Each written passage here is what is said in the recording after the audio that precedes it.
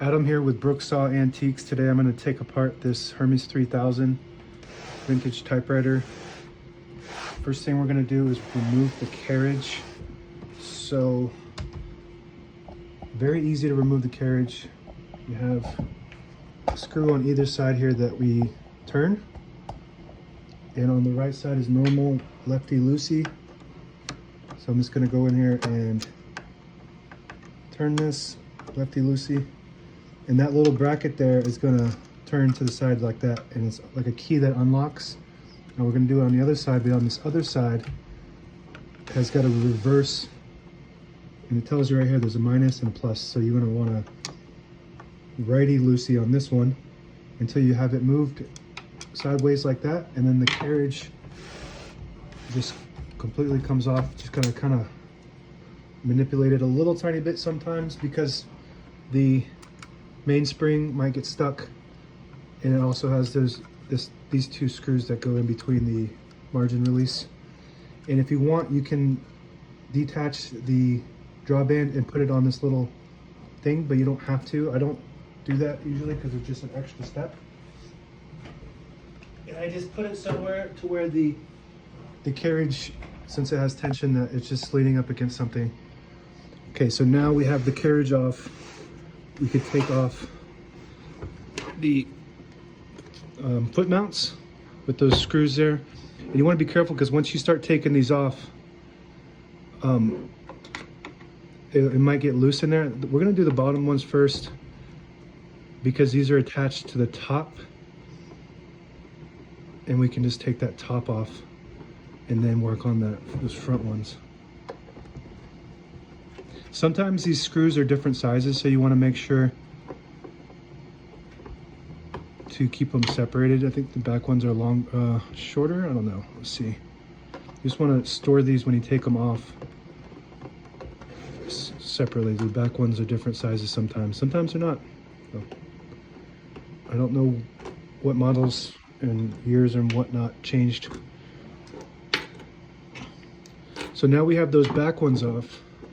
We could take the top off. There's a little, in the front here, there's a little lip. So you gotta just kind of manipulate it over that lip. So I just push it forward a little bit like this. And take this top off, this just pops off. And you just gotta manipulate it over that lip and these buttons here. So you just come straight up from there. And as you can see, this has screws into this nut here. So but that nut screws into the frame. And what I like to do is just put this in my lap so that way it's sitting completely upside down and it's not on a flat something hard. But as long as you hold it, like I'm gonna hold it with one hand so it just doesn't slip, because once you take these ones off, so I recommend you do this on your lap if you're doing it, but once you take these off, that frame will slide out of the bottom plate here. The entire typewriter will just be free once you take these two off. And if you're having trouble, if this isn't coming off, then you need to, here, I'll show you once I get this loose.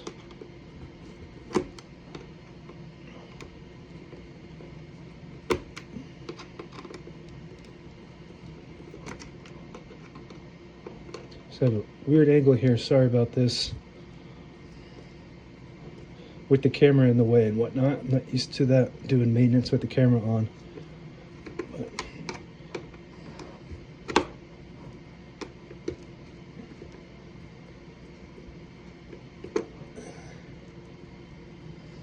it's got just caught on that, so it's kind of hard to pull that off. Okay, so now that these are off, you can just pull off the typewriter like this, and the shell is completely removed from the typewriter. And if you need to get in here, like what I need to do is check, because I'm doing a troubleshooting for a customer that's having an issue with the space bar. But once you have it out like this, you can access that space bar and see what's causing the issue. Could be something right in here that's bent or something. But when you're doing this, if you're taking this apart, Don't force anything. Be very careful and patient, because this is a very expensive typewriter. And if you just do one thing wrong, you turn something wrong, you bend something, then you can have a lot of problems.